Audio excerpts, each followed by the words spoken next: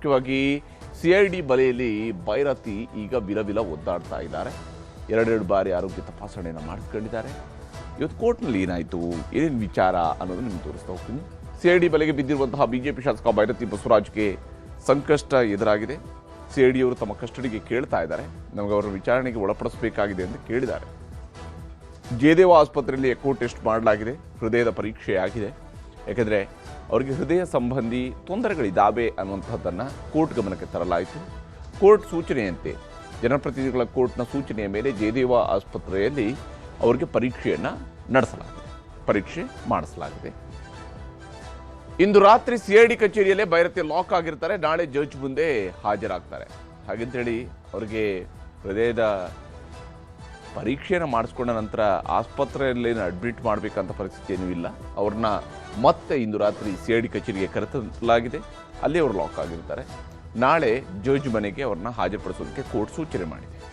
ಇವತ್ತು ಕೋರ್ಟ್ನಲ್ಲಿ, ಇದಕ್ಕೂ ಮುಂಚಿತವಾಗಿ ಕೋರ್ಟ್ನಲ್ಲಿ ಭೈರತಿ ಬಸವರಾಜ್ ಅವ್ರನ್ನ ಕಟಕಟೆಯಲ್ಲಿ ನಿಲ್ಲಿಸಲಾಗಿತ್ತು. ಆರೋಪಿ ತುಂಬ ಪ್ರಭಾವಿಯಾಗಿದ್ದಾರೆ ಅಂತ ಹೇಳಿ ಸರ್ಕಾರದ ವಕೀಲರಾಗಿರ್ತಕ್ಕಂಥ SPP ಅವರಾಗಿರ್ತಕ್ಕಂಥ ಅಶೋಕ್ ನಾಯಕ್ ಅವರು ವಾದ ಮಂಡಿಸಿದ್ದಾರೆ. A1 ಜಗದೀಶ್ ಜೊತೆಗೆ ಇವರು ಸಂಪರ್ಕದಲ್ಲಿದ್ದಾರೆ. ಹೀಗಾಗಿ ಈ ಪ್ರಕರಣದಲ್ಲಿ ಪೂರಕ ದಾಖಲೆಗಳಿದ್ದಾವೆ. ಸಾಕ್ಷಿಗಳನ್ನು ನಾವು ಕಲೆ ಹಾಕಲಾಗಿದೆ. ಪ್ರಾಸಿಕ್ಯೂಷನ್ ಪರವಾಗಿ ಸಾಕ್ಷಿಗಳನ್ನು ಕಲೆ ಹಾಕಲಾಗಿದೆ ಅನ್ನುವಂಥ ಅಂಶವನ್ನು ಕೂಡ ಕೋರ್ಟ್ ಗಮನಕ್ಕೆ ತರ್ತಾರೆ SPP ಸ್ಪೆಷಲ್ ಪಬ್ಲಿಕ್ ಪ್ರಾಸಿಕ್ಯೂಟರ್ ಆಗಿರ್ತಕ್ಕಂಥ ಅಶೋಕ್ ನಾಯಕ್ ಅವರು. ಆಗ ಭೈರತಿ ಪರ ವಕೀಲರು ಕೋರ್ಟ್ನ ಗಮನಕ್ಕೆ ತರ್ತಾರೆ, CID ಕಸ್ಟಡಿಗೆ ಭೈರತಿ ಅವರನ್ನ ನೀಡಬಾರ್ದು. ಯಾಕೆ ನೀಡಬಾರ್ದು ಅಂತ ಹೇಳಿದರೆ, ಅವ್ರಿಗೆ ಆರೋಪಿಗೆ ಹೃದಯ ಸಂಬಂಧಿ ಕಾಯಿಲೆ ಇದೆ. ಮೆಡಿಕಲ್ ಟೆಸ್ಟ್ ಮಾಡಿಸಬೇಕಾದಂತಹ ಅವಶ್ಯಕತೆ ಇದೆ. ಈಗ ಆಲ್ರೆಡಿ ಅವ್ರನ್ನ ಬೋರಿಂಗ್ ಆಸ್ಪತ್ರೆಗೆ ಕರ್ಕೊಂಡು ಹೋಗಿ ಬಂದಿದ್ರೂ ಕೂಡ ಅವ್ರಿಗೆ ಮತ್ತಷ್ಟು ಮೆಡಿಕಲ್ ಟೆಸ್ಟ್ ಮಾಡಿಸಬೇಕಾದ ಅವಶ್ಯಕತೆ ಇದೆ ಅನ್ನುವಂಥದ್ದನ್ನ ಕೋರ್ಟ್ ಗಮನಕ್ಕೆ ತರಲಾಗುತ್ತೆ. ಅದಕ್ಕೆ ಅಶೋಕ್ ನಾಯಕ್ ಅವರು ಹೇಳ್ತಾರೆ, ಆರೋಗ್ಯ ಸಮಸ್ಯೆ ಇದ್ದರೆ ಖಂಡಿತ ಮೆಡಿಕಲ್ ಟೆಸ್ಟ್ ಮಾಡಿಸ್ತೀವಿ. ಖಂಡಿತವಾಗ್ಲೂ ಕೂಡ ಪ್ರಾಸಿಕ್ಯೂಷನ್ ಕಡೆಯಲ್ಲಿ ಅವರನ್ನ ಮೆಡಿಕಲ್ ಟೆಸ್ಟ್ ಕೂಡ ಮಾಡಿಸ್ತೀವಿ. ಮೆಡಿಕಲ್ ಟೆಸ್ಟ್ಗೆ ಯಾವುದೇ ರೀತಿಯಂಥ ಆಕ್ಷೇಪವನ್ನು ಕೂಡ ನಾವು ಮಾಡೋದಿಲ್ಲ. ಅಂದರೆ ಮೆಡಿಕಲ್ ಟೆಸ್ಟ್ ಮಾಡಿಸದೇನೆ ಅವ್ರನ್ನ ಕಳಿಸ್ಕೊಡಿ ಅಂತ ಕೇಳ್ತಾ ಇಲ್ಲ, ಕಸ್ಟಡಿಗೆ ಕೊಡಿ ಅಂತ ಕೇಳ್ತಾ ಇಲ್ಲ. ಅವ್ರನ್ನ ಮೆಡಿಕಲ್ ಟೆಸ್ಟ್ಗೆ ಯಾವುದೇ ರೀತಿಯಿಂದ ಆಕ್ಷೇಪ ಕೂಡ ಮಾಡೋದಿಲ್ಲ ಅಂತ ಅಶೋಕ್ ನಾಯಕ್ ಅವರು ಕೋರ್ಟ್ ಗಮನಕ್ಕೆ ತಂದಿದ್ದಾರೆ. ಹೀಗಾಗಿ ಅಂತಿಮವಾಗಿ ಕೋರ್ಟ್ ಅವರನ್ನ ವೈದ್ಯಕೀಯ ಪರೀಕ್ಷೆಗೆ ಒಳಪಡಿಸೋದಕ್ಕೆ ಸೂಚನೆಯನ್ನು ನೀಡಿದೆ. ಭೈರತಿ ಬಸವರಾಜ್ಗೆ ಮತ್ತೆ ವೈದ್ಯಕೀಯ ಪರೀಕ್ಷೆಯನ್ನು ಮಾಡಿಸಬೇಕು. ಅದಕ್ಕಾಗಿ ಜಯದೇವ ಆಸ್ಪತ್ರೆಯಲ್ಲಿ, ಯಾಕಂದರೆ ಹೃದಯ ಸಂಬಂಧಿ ತೊಂದರೆ ಅವ್ರಿಗೆ ಇರೋದ್ರಿಂದಾಗಿ ಹೃದ್ರೋಗಕ್ಕೆ ಸಂಬಂಧಪಟ್ಟಂತಹ ಕಾಯಿಲೆಗಳಿಂದ ಅವರು ಇರೋದ್ರಿಂದಾಗಿ ಅವ್ರನ್ನ ಜಯದೇವ ಆಸ್ಪತ್ರೆಯಲ್ಲಿ ವೈದ್ಯಕೀಯ ಪರೀಕ್ಷೆಗೆ ಒಳಪಡಿಸಿ ಅನ್ನುವಂತಹ ಸೂಚನೆಯನ್ನು ಕೊಡಲಾಗಿದೆ. ಭೈರತಿ ಪರ ವಕೀಲರ ಮನವಿ ಪರಿಗಣಿಸಿದ ಕೋರ್ಟ್ ಇಂಥದ್ದೊಂದು ಸೂಚನೆಯನ್ನು ಕೊಟ್ಟು ನಾಳೆ ಬೋರಿಂಗ್ ಆಸ್ಪತ್ರೆಯಲ್ಲಿ ಹೃದಯ ಸಂಬಂಧಿ ಸಮಸ್ಯೆ ಇದೆ ಅಂತ ಹೇಳುವಂತಹ ಉಲ್ಲೇಖವೂ ಕೂಡ ಇತ್ತು. ಅವ್ರ ಮೆಡಿಕಲ್ ರಿಪೋರ್ಟಲ್ಲಿ ಹೃದಯ ಸಂಬಂಧಿ ತೊಂದರೆ ಇದೆ ಅನ್ನುವಂತಹ ಉಲ್ಲೇಖ ಇತ್ತು. ಹೀಗಾಗಿ ವೈದ್ಯಕೀಯ ಪರೀಕ್ಷೆಗೆ ಒಳಪಡಿಸೋದಕ್ಕೆ ಕೋರ್ಟ್ ಸೂಚನೆಯನ್ನು ನೀಡಿದೆ.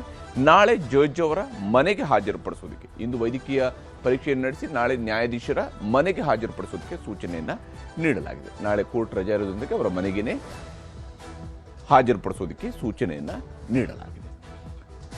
ಆದರೆ ಇಲ್ಲಿ ಭೈರತಿ ಬಸವರಾಜ್ ಅವರ ವಿರುದ್ಧ ಆರೋಪಗಳ ಪಟ್ಟಿ ಬಹಳ ದೊಡ್ಡದೇ ಇದೆ. ಇದು ಭೈರತಿ ಅವರಿಗೆ ಸಂಕಷ್ಟವನ್ನು ತಂದಿಡುವ ಎಲ್ಲ ಲಕ್ಷಣಗಳು ಕೂಡ ಗೋಚರಿಸ್ತಾ ಇದೆ. ಯಾಕಂದರೆ ಕೃತ್ಯದ ಹಿಂದಿನ ದಿನ ಮತ್ತು ಕೃತ್ಯ ನಡೆದ ದಿನ ಅಂದರೆ ಬಿಕ್ಲು ಶಿವನ ಕೊಲೆಯ ಹಿಂದಿನ ದಿನ ಮತ್ತು ಕೊಲೆ ನಡೆದಿರುವಂತಹ ದಿನದ ಚಟುವಟಿಕೆಗಳ ಬಗ್ಗೆ ತನಿಖೆಯನ್ನು ಈಗಾಗಲೇ ಪೊಲೀಸರು ನಡೆಸಿದ್ದಾರೆ. ಅದರಲ್ಲಿ ಬಹಳ ಮುಖ್ಯವಾಗಿ ಫೋಟೋಗಳು, ಫೋನ್ಗಳು, ಹಾಗೆಯೇ ವಾಟ್ಸಪ್ ಸಂದೇಶಗಳು, ಹೀಗೆ ಬಹಳಷ್ಟು ರೀತಿಯಲ್ಲಿ ಕೊಲೆ ಆರೋಪಿಗಳು ಮತ್ತು ಶಾಸಕ ಭೈರತಿ ಬಸವರಾಜ್ ಸಂಪರ್ಕದಲ್ಲಿರುವಂಥದ್ದು ಗೊತ್ತಾಗಿದೆ. ವಿಚಾರಣೆಯ ವೇಳೆ A1 ಜಗದೀಶ್ ಗೊತ್ತೇ ಇಲ್ಲ ಅಂತೇಳಿ ಭೈರತಿ ಅವರು ಹೇಳ್ತಾರೆ, ನನಗೆ ಗೊತ್ತೇ ಇಲ್ಲ ಅಂತ ಹೇಳ್ತಾರೆ. ಆದರೆ ಇವರು ಮತ್ತು A1 ಜಗದೀಶ್ ಕುಂಭಮೇಳಕ್ಕೂ ಜೊತೆಗೆ ಹೋಗಿ ಬಂದಿರ್ತಾರೆ. ಆದರೆ ಆತ ಯಾರಂತಲೇ ಗೊತ್ತಿಲ್ಲ. ನೋಡಿ, ಕೋರ್ಟ್ನ ಮುಂದೆ ಇಂಥ ತನಿಖಾಧಿಕಾರಿಗಳ ಮುಂದೆ ಎಂತಹ ಮಾತುಗಳನ್ನು ಹೇಳಿದ್ದಾರೆ ಅಂತ. ಇದೇ ಕಾರಣಕ್ಕಾಗಿ ತನಿಖಾಧಿಕಾರಿಗಳು ಕೇಳ್ತಾ ಇರುವಂಥದ್ದು, ನೀವು ತನಿಖೆಯ ಹಾದಿಯನ್ನು ತಪ್ಪಿಸಿದ್ಯಾಕೆ, ಸುಳ್ಳು ಮಾಹಿತಿಯನ್ನು ಕೊಟ್ಟಿದ್ಯಾಕೆ, ನನಗೆ ಗೊತ್ತೇ ಇಲ್ಲ ಅಂತ ಹೇಳುವಂಥ ಸುಳ್ಳು ಮಾಹಿತಿಯನ್ನು ಕೊಟ್ಟಿದ್ಯಾಕೆ, ತನಿಖೆ ಹಾದಿ ತಪ್ಪಿಸ್ತಾ ಇರುವಂಥದ್ದು ಯಾವ ಕಾರಣಕ್ಕಾಗಿ, ಪೊಲೀಸರು ಯಾರಾದರೂ ಸಾಥ್ ನೀಡಿದಾರಾ, ಅಂದರೆ ಈ ರೀತಿಯಾಗಿಯೇ ನೀವು ಮಾತಾಡಿ, ಈ ರೀತಿಯಾಗಿಯೇ ಹೇಳಬೇಕು, ಈ ರೀತಿಯಾಗಿಯೇ ಆಯಿತು, ಹಿಂಗಿಂಗೇನೆ ಘಟನೆ ನಡೆದಿತ್ತು ಅನ್ನೋಂತ ಹೇಳೋದಕ್ಕೆ ಪೊಲೀಸರು ಯಾರದಾದ್ರೂ ಸಾಥ್ ಕೊಟ್ಟಿದ್ದಾರಾ ಅನ್ನುವಂತಹ ಪ್ರಶ್ನೆಯನ್ನು ಕೂಡ ಕೇಳಲಾಗಿದೆ. ಜಮೀನು ವಿಚಾರದ ಗಲಾಟೆಯ ಮೂಲದ ಬಗ್ಗೆಯೂ ಕೂಡ ಹುಡುಕಾಟವನ್ನು ನಡೆಸಲಾಗ್ತಾ ಇದೆ. ಯಾಕಂದ್ರೆ ಇದು ನಡೆದಿರತಕ್ಕಂತಹ ಕೊಲೆ ಏನಿದೆ, ಬಿಕ್ಲು ಶಿವನ ಕೊಲೆ ಏನಿದೆ, ಬಿಕ್ಲು ಶಿವ ಕೂಡ ಕೊಲೆಗೂ ಮುಂಚಿತವಾಗಿಯೇ ಆರೋಪವನ್ನ ಮಾಡಿದ್ದ. ನನಗೇನಾದ್ರೂ ತೊಂದರೆ ಆದರೆ ಅದಕ್ಕೆ ಭೈರತಿ ಬಸವರಾಜ್ ಕಾರಣ ಅಂತ ಹೇಳಿದ್ದ. ಇದೇ ಕಾರಣಕ್ಕಾಗಿ ಕೊಲೆಗೂ ಭೈರತಿ ಬಸವರಾಜ್ಗೂ ಆ ಜಮೀನಿಗೂ ಏನಾದ್ರೂ ಸಂಬಂಧ ಇದೆಯಾ? ಕುಂಭಮೇಳಕ್ಕೂ ಜೊತೆಯಲ್ಲೇ ಹೋಗಿದ್ದಕ್ಕೂ ಕೊಲೆಗೂ ಏನಾದ್ರೂ ಲಿಂಕ್ ಇದೆಯಾ?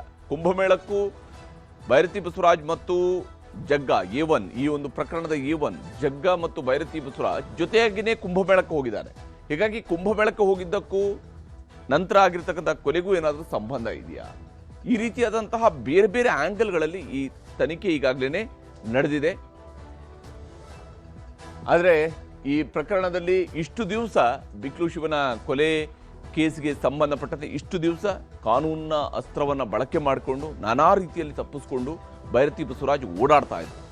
ಆದರೆ ತನ್ನೆಲ್ಲ ಕಾನೂನು ಸಮರದ ನಂತರವೂ ಕೂಡ ದೇಶದ ಅತ್ಯುನ್ನತ ನ್ಯಾಯಾಲಯವು ಕೂಡ ಇಲ್ಲ, ನೀವು ಪೊಲೀಸರ ತನಿಖೆನ ಎದುರಿಸಬೇಕಾಗತ್ತೆ, ಇದು ಕೊಲೆ ಕೇಸ್ ಅಂತೇಳಿ ಅವರ ಜಾಮೀನು ಅರ್ಜಿಯನ್ನು ತಿರಸ್ಕರಿಸಿದ ನಂತರ ಪೊಲೀಸರ ಮುಂದೆ ಶರಣಾಗತರಾಗಿದ್ದಾರೆ.